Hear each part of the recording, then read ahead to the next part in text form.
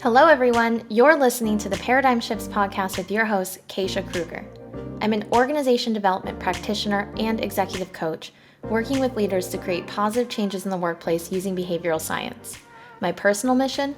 Share science-based tools and leadership insights from the field that you can use in the workplace and beyond.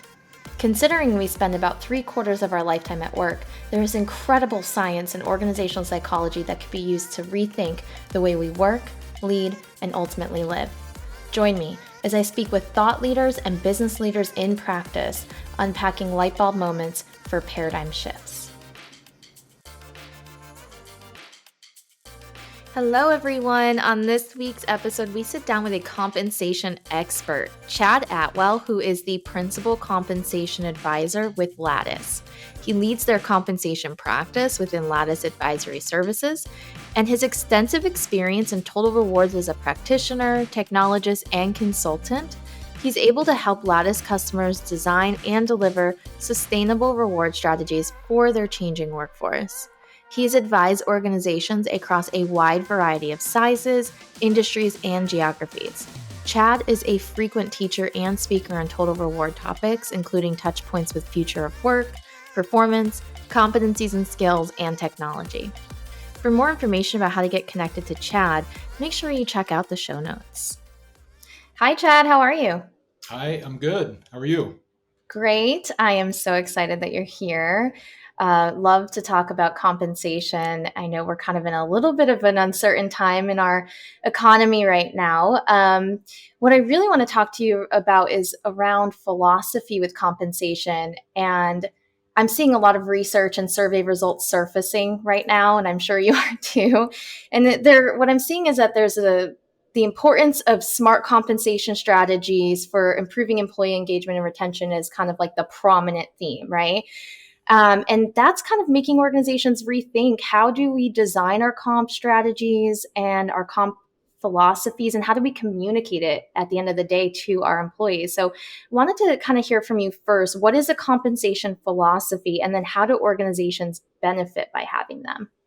Yeah, no, it's a great place to start. Lots of different things that I'm sure we'll talk about through the course of this conversation, but pretty much all of it does come back to, have you started with a solid compensation philosophy, and has that really been communicated out to your employees? Are you taking a real people-centered or a people-centric approach to pay around that? And the start of any human capital experience, regardless of whether we're talking about compensation or learning or performance, any of those things, you want to be able to set expectations correctly. And so that's really what a comp philosophy does. I think of it really more as being your set of compensation principles. Sometimes that has a little bit more teeth to it.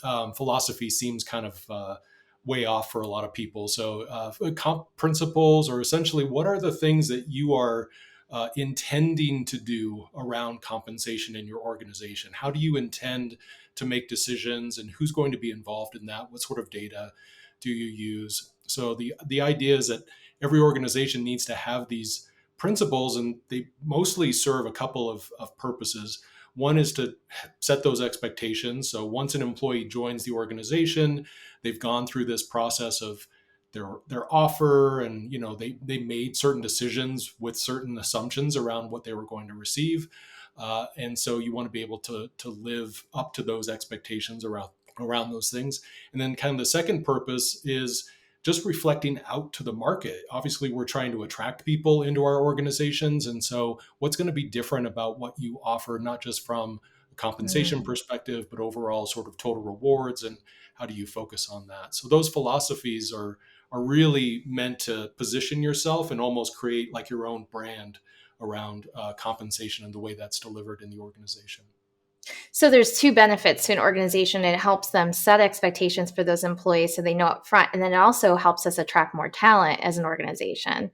Is that Yeah, what I heard? hopefully it helps us attract the right talent. The It's going right to, talent. like put the expectations in the place where the employees really understand that this is what's offered. And lots of organizations have come out and said, look, we don't pretend to compete with the highest levels of compensation out there. We don't compete with the biggest tech companies out there, that sort of thing. And so you have to be joining the company under the right set of expectations around that.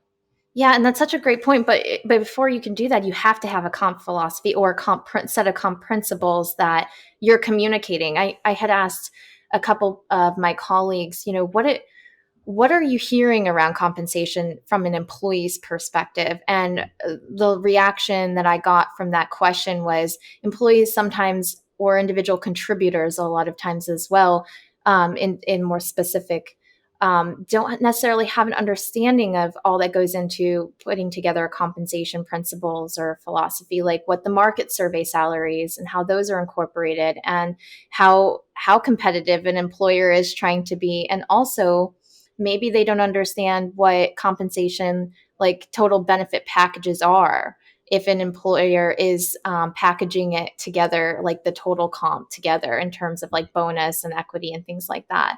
And so it seems to me that if an employer is having a lot of misunderstanding with their employees around compensation, they've got to set themselves up for success by putting together some set of principles, right? That's right. Yeah. Yeah. Actually, so World at Work is an organization that is very highly regarded in the space for compensation and benefits practitioners. They did some research earlier this year where, you know, pointed to a lot fewer organizations having actual written comp philosophies. So less than 50% of organizations Wow. are actually putting together real written philosophies around that. And more than 10% of the respondents admitted to just having no philosophy whatsoever. The big Wow. thing that really came out of that was that there was a clear gap between even just having a statement and making sure that the employees knew where to find it or even how to understand it. So there is a lot of education that kind of goes around that, making sure that employees understand what are the different components around that philosophy. I tend to center on a few sort of critical things. Historically, if you were to look at any careers page and any sort of compensation philosophy statement that might be out there, you're going to see two sort of main topics, right? One is competitiveness with the market. The other one is going to be an overall sense of pay for performance. We reward high performance or something along those lines. And those have really just kind of become automatic. Everybody has that now. And so it really does require the total rewards teams or the compensation leaders in the organizations to become more differentiating in their statements and what they include. So the third part, which is really critical now, is expressing your intent around transparency Mm. and equity around pay. If you don't include that as part of it, it comes off as being very sort of tone deaf, and you're just really not understanding the criticality of including that as part of your philosophy. What And does then it there, mean to be sorry to cut you off. What does it mean to be transparent about pay though, from an employee's perspective?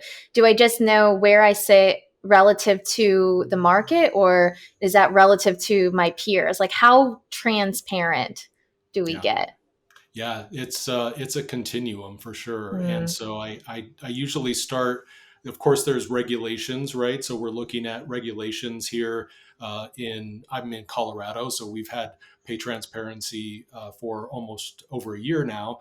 Other states, California, Washington State, now New York City, everybody's putting into these transparency laws, and so you certainly want to know what's the basic level of compliance with that legislation is typically surrounding the salary ranges that are offered for a particular position. California goes as far as to give employees the ability to request their own salary range at any point. And so you want to be ready for that. And you have to be able to make sure that you're going to be compliant with that, which also includes just a lot of communication and that sort of thing. And then you get to other organizations that kind of go a little bit more into higher levels of transparency around publishing their entire salary range for everybody within the company to see. Or maybe you have structures where you're identifying particular target rates for particular target jobs, and people know that that's a flat rate, that there's no negotiation. If you want to go into that role, that's the rate that you're going to get. So Mm. there's a variety of different things that you can put into it. Yeah, I'm just thinking now those three areas that you had mentioned, the competitiveness with the market, the rewarding for high performance, and the transparency. As an organization, that can kind of guide your compensation principles, right? If you can kind of outline how competitive are we?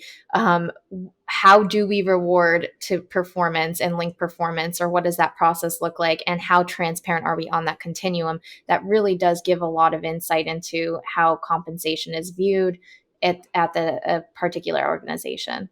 Yeah, and transparency to me, even before we started talking about pay equity and transparency around publishing salary data, to me, like there was a level of differentiation that companies could make in being very open about the processes that they use around decision making. So you say Mm, you reward performance. Well, what does that really mean? So does that employee performance, and how does like company performance factor into that? And there's a yeah. variety of different factors that you're going to include as part of your decision making. Maybe managers have 100% discretion over the amount of an increase that someone's going to receive. Or lots of companies, especially in the tech space, have gone more to a formulaic approach where, if you meet these different levels of performance and overall the company performs at X level, then that means an X level of percent increase or bonus for everybody in the company. So there's definitely a transparency factor around just the process that's involved with it too.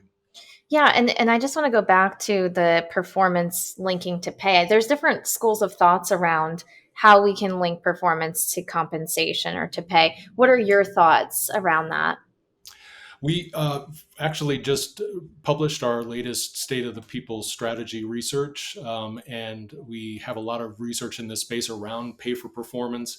I mentioned before, it is kind of like an automatic thing. A lot of people say it, but I think the one thing that's really changed over the course of the last 5 to 10 years is that slowly organizations sort of moved away from performance ratings, right? You wanted to have Hmm. more of an emphasis on the conversation and sort of this continuous feedback and everything. And I worked with a lot of compensation people at the time who basically said, look, nobody asked us if you could get rid of performance ratings because that was really critical to the way that we decided what compensation people were going to receive. And so Mm, that caused a lot of issues for a while. And what do we actually link compensation to if we don't have a formal performance rating? right.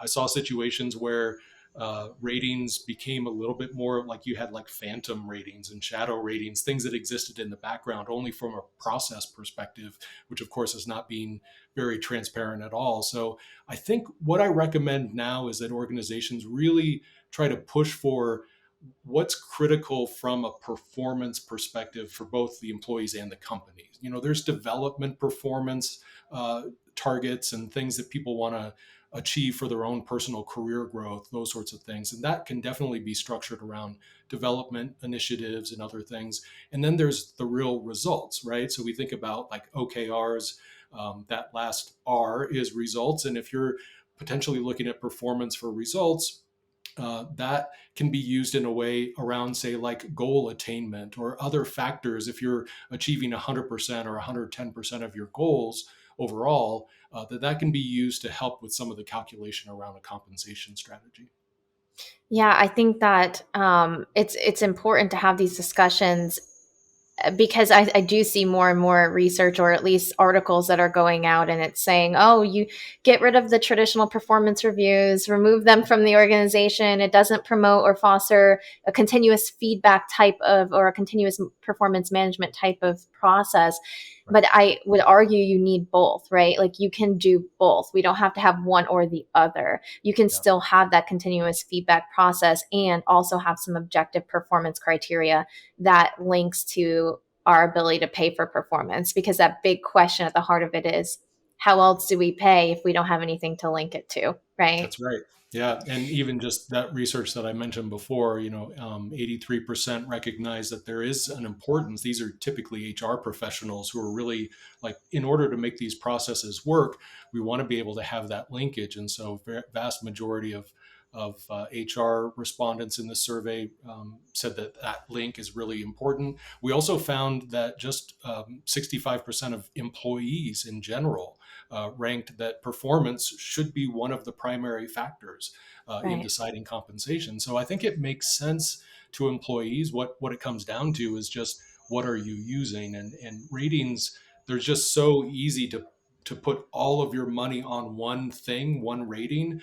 If you're looking at something a little bit broader around goal achievement, you're looking at overall, not just the fact that you've achieved goals, but how did you achieve those goals? Are you sort of reflecting the values and different things within the Mm. company? All of that can be used from a performance perspective to help justify some of those compensation changes. Yeah, and I wanted to talk a little bit about the factor compensation plays in employee retention. And yeah, I've heard before, maybe you've heard this as well. Compensation isn't the only priority in an employee's decision on whether they stay. Sure, I agree with that. Um, there are all those other things at play. Culture, do we have healthy management and leadership at the company? Do we have autonomy or decision making in my role? Those kind of things really do play an important role. But how critical is compensation from your point of view, from what you've seen? There again, it's sort of like different schools of thought. Some people will call compensation essentially like your HVAC at home. A lot of us are working from home, and we're figuring out, is it too hot? Is it too cold? What do I do to kind of optimize my work environment? Mm, Companies have been doing this for years, and a lot of people think of compensation as that, like, you don't want to obviously be too uncomfortable. You don't want to cause people to leave the organization because you're not paying enough. You also don't want to go overboard, right? You want to get that just right mentality, and being able to do it that way. I saw a study that came out from Mercer just recently talking about sort of like, it was called the Inside Employees' Minds report. And this is where I think it really does make really drastic level of importance, is depending on the culture and sort of what's happening in the economy. And coming out of the pandemic, if you were to look at where employees' heads were at last year, a lot of them were very focused on physical health, well-being, workload, other things that were really kind of weighing on them on day in and day out. This latest study, those two or three factors have kind of been knocked down by just being able to cover monthly expenses and being able to potentially retire on time. And so mm. we've seen employees now change drastically coming out of the pandemic to be much more focused on, how am I making enough, not just now, but potentially in the future, where I'm thinking about my 401k and my ability to retire as well. So it does go back and forth a little bit, but those are things that I think any company can study their own employees around that. Yeah.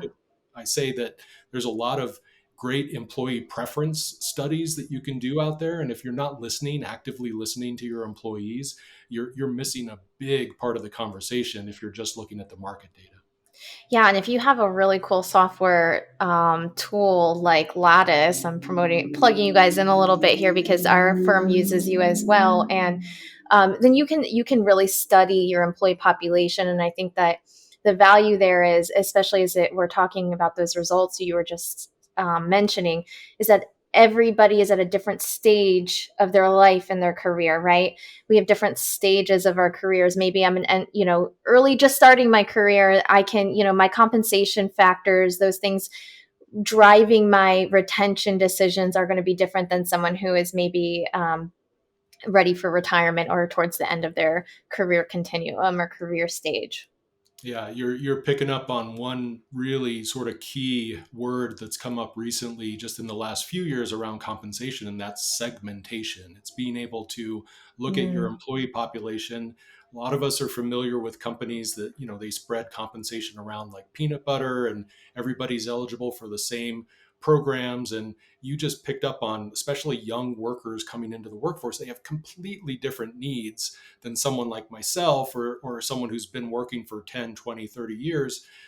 Just the variety of different programs and things that you need to offer in order to meet people where they're at, make sure that they're taken care of, given their own personal the expenses that they have, and other things that, their budgets. And we've seen trends over time where, of course, for a while, broad-based stock options was really important to a lot of companies. They wanted to make sure everybody had ownership in the company. And then what they realized is that most employees never held on to the stock. They would always sell it as soon as it vested.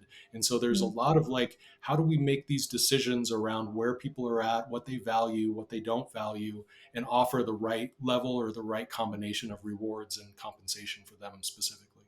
Yeah, and it has to be tailored, right? You can't, not every company's comp strategy is going to look the same. I mean, what are your recommendations for companies that are maybe under 300 employees or around that number below, who are like maybe struggling with limited resources? They want to attract talent, but they also don't have necessarily the resources to expend on, okay, like you can't give out, shareholder or stocks or anything like that for the company. It has to be very limited or tailored to that organization. What are your recommendations for that? Yeah, I think early stage companies, it's so important to really sort of build that level of, it kind of goes back to just the way that you define the work that people are doing. So, obviously, smaller companies, you have some broader roles.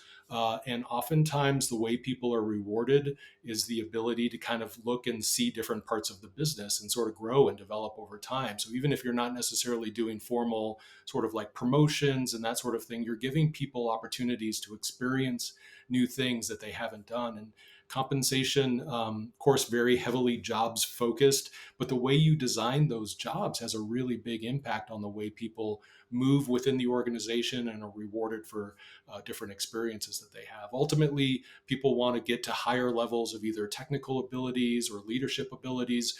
Those are all things that you can do in both small and large companies. Typically, you're identifying competencies and skills and some other things that can be done around that. Doesn't have anything to do necessarily with the dollar signs that people are seeing at that point. It's just giving them the opportunity. Of course, you want to be able to back it up at some point, right, with greater opportunities. So even if you're still pre-IPO and you're just kind of giving out options, you're making that appropriate for the level of contributions that people are giving to the business that way. That's huge. Thank you. I know we talked a lot about some of the key shifts, but if you could give like top three key shifts that you're noticing around compensation, what would that be for you? Oh, yeah.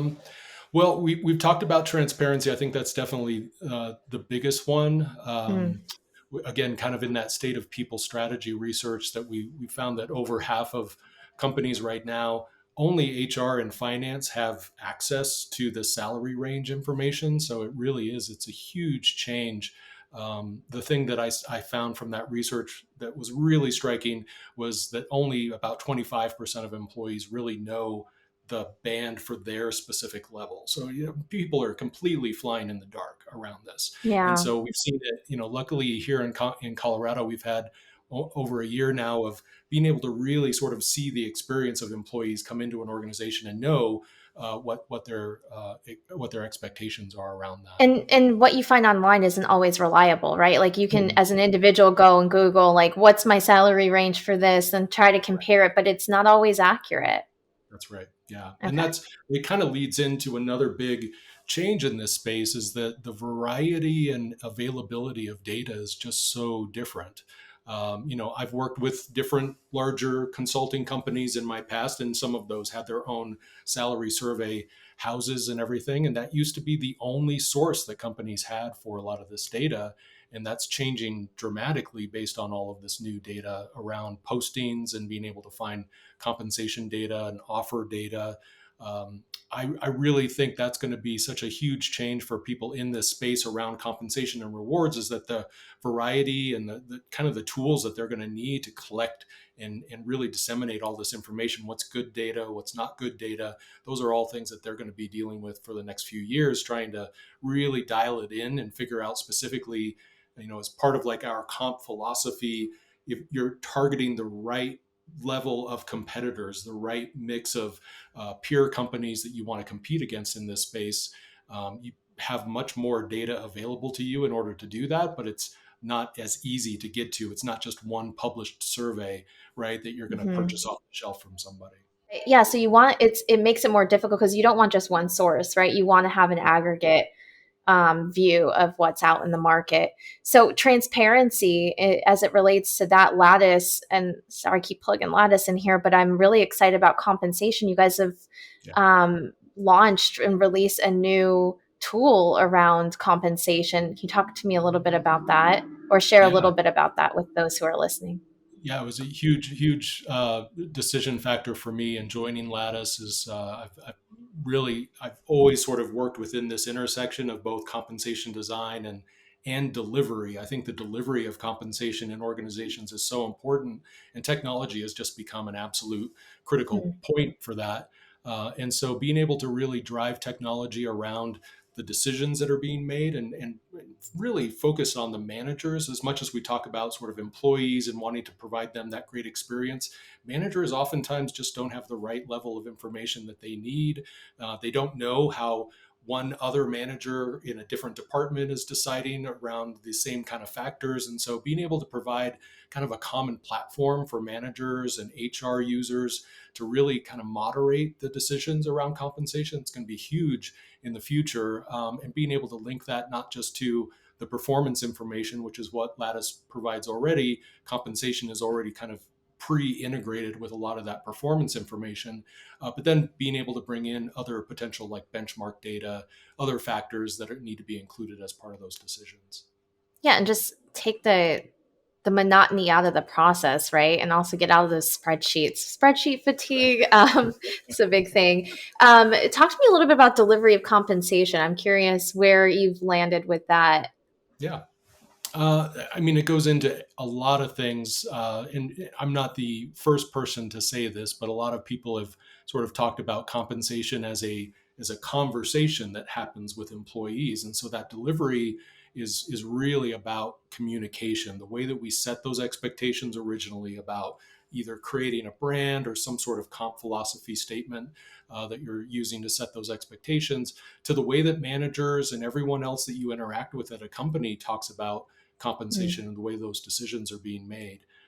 That has to have a very intentional track around the decisions, the criteria that's being used, the timing of it. It's another really big advantage of the technology in this space is that compensation cycles don't necessarily just have to be a once a year sort of a thing. You can now do multiple cycles throughout a year for different purposes. I know companies that will break things up throughout the year and they'll do promotions at one point to really sort of isolate the conversations around that particular sort of compensation change, as opposed to like your big annual comp cycle where you're sort of doing everything from salaries to bonuses and stock. It really does create I think, a better, fuller conversation around compensation, and essentially provides employees multiple opportunities to also provide feedback and complete that feedback loop, whether you're doing surveys or you're just collecting feedback as you're going through those different cycles. It's really important for companies to understand what are the employees experiencing, what are they actually seeing, and do they view that the company is actually living up to their expectations around that.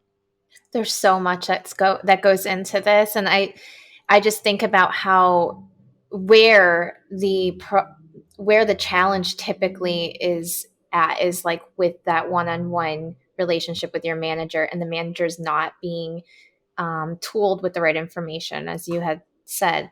So then them not being educated, and maybe a company puts out their comp principles, they have that set at the top, maybe the initial onset for employees who are onboarded.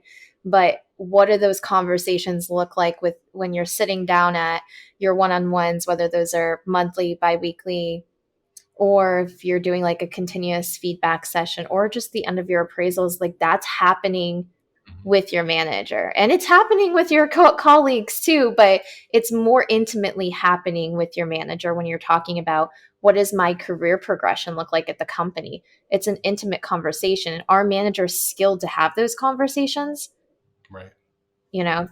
Yeah. And it really starts from the top of the organization too. So I think about lots of CEOs and CFOs, heads of people, CPOs, lots of people in the space, executives who have never talked about compensation during a town hall before. It's like that's the one thing that we never talk about in front of all of our employees, right? And that time is just that it's running out. Like if you're an executive and you haven't really had that honest level of conversation around what compensation looks like at your organization. How do we make decisions around this? How do we think about not just company performance, but individual employee performance? All of those things can be modeled from the top of the organization down, and actually hopefully provide managers a little bit more comfort to be able to have those conversations one on one, like you were talking about.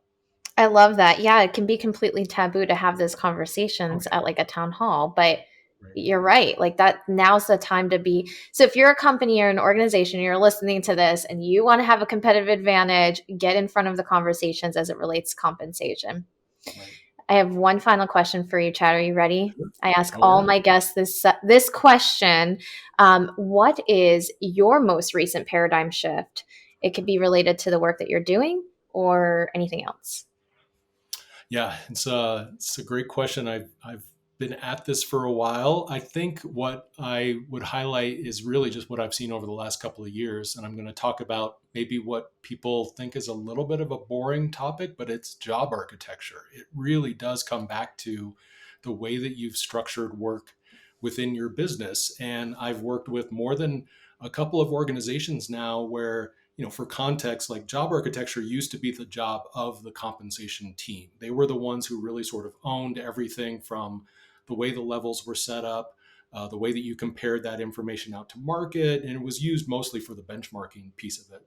But now organizations have really discovered, one, if we don't have good job architecture, we can't really compare compensation well across the different roles within our business. So equity can be very hard to demonstrate if you don't have good comparable job data. If you haven't set levels within your business correctly and that sort of thing, you're going to have a hard time just demonstrating that level of equity around compensation. But beyond that, organizations are really tackling things like development opportunities. So levels within your organization will then be tied potentially to competencies and skills and other things that really help provide employees not just the vertical sort of ladder of how they move up within the organization, but potentially how they move across the organization and look at like potentially different opportunities that are outside of like a very narrow idea of a career structure that they have for themselves. So that to me has been such a huge explosion of growth and looking at different people, not just heads of compensation, but heads of like organizational development and CHROs and people who lead talent within the business to become very focused on. We need to have a great job architecture that really reflects what we value within our business and the way that we want people to be able to move within the talent processes. You're speaking my language. As a director of organization development, this is something that we're extremely focused on in our the organization I'm working for. So just transforming this entire process and really getting to the meaning behind the job architecture. And I love the idea of that it's not like a traditional career ladder anymore. It's a career lattice. So I want to thank you so much for that insight, for your paradigm shift being shared, and then for all the other insights that you brought to us today. Thank you. Thank you. Really appreciate the time and the opportunity. Thank you so much for tuning into this week's episode. If you enjoyed this conversation, don't forget to leave a review, rate, and subscribe wherever you're listening. If you know a business leader in practice or friend who you think would be interested in this episode, please consider sharing it with them. I am so grateful for your support. For more updates, you can follow us at Paradigm Shifts Podcast on Instagram. See you on the next episode.